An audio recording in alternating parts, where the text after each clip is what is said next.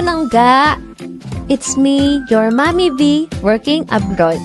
So for today's video, ubani ko ninyo sa ako ang daily life as a OFW. So first, akong ginabuhat everyday is pag-prepare og food sa ako ang mga alaga. Ani nga part, ni mata na ang akong alaga. Nawata na siya unsa daw ilang balon.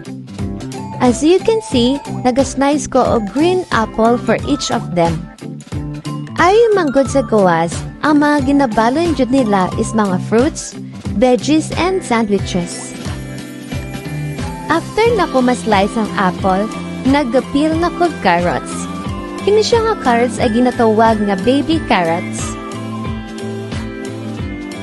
Since nahutdan naman tag baby carrots, nikuha ko dako na carrots para idugang sa ilahang balon.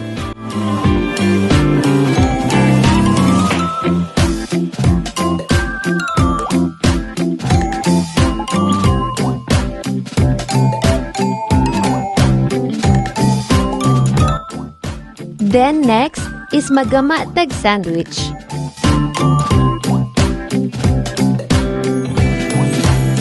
Nagkuha ra kong sliced bread,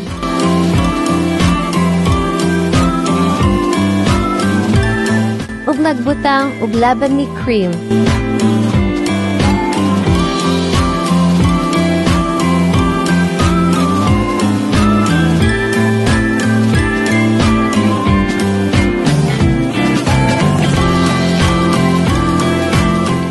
Ug isa ka slice na turkey.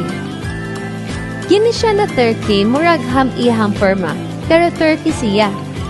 Kay, di ba, ang kasagaran nga atong makita na ham is beef or pork.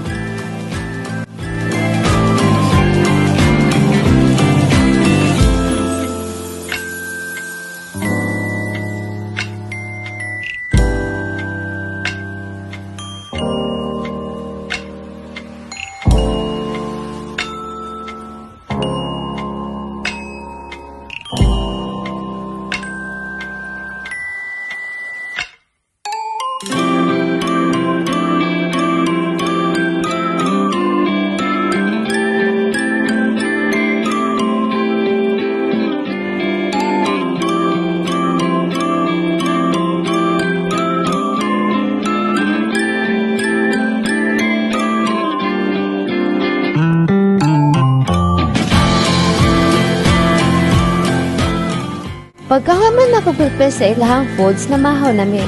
Niyakin niya akong alaga, bida-bida. Gusto daw po mo apil og vlog. Pero akong gi-blur ilahang face kay basin majijitan.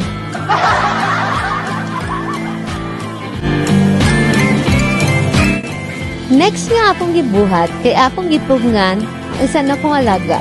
Labaw po bida-bida kay iyang gipaibog iyang irig.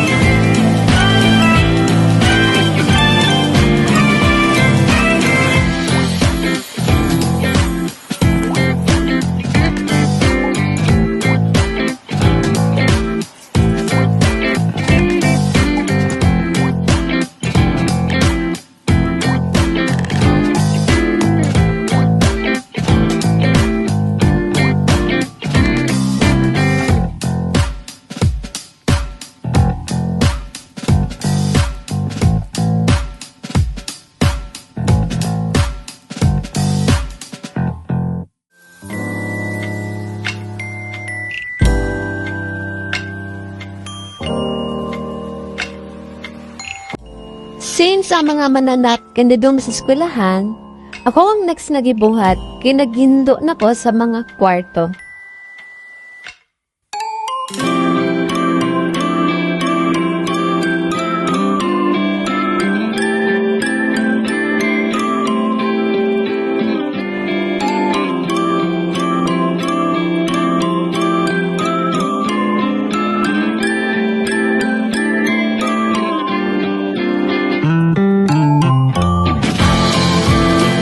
Pagkahuman na kong panghinggol sa mga kwarto, naniud ko na ko. Apong paniud ko kay isa ka fried rice, pasta, o sweet corn.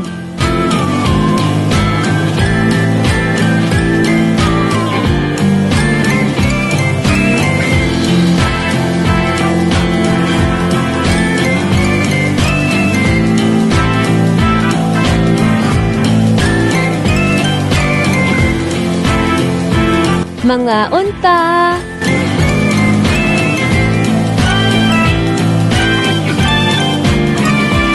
Pagkahuman adto, nidong pasa mo ang balcony para bubuan na mo ang mga tanaman.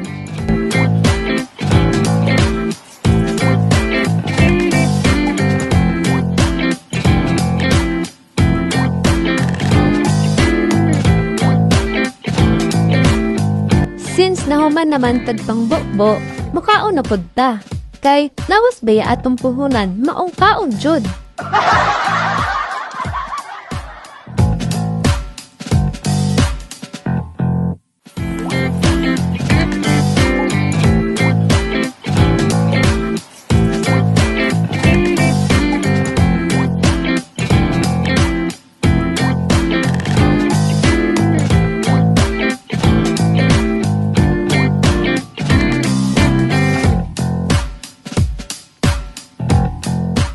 So, maura good food to. I hope you enjoy watching. Don't forget to like and subscribe. Buyers!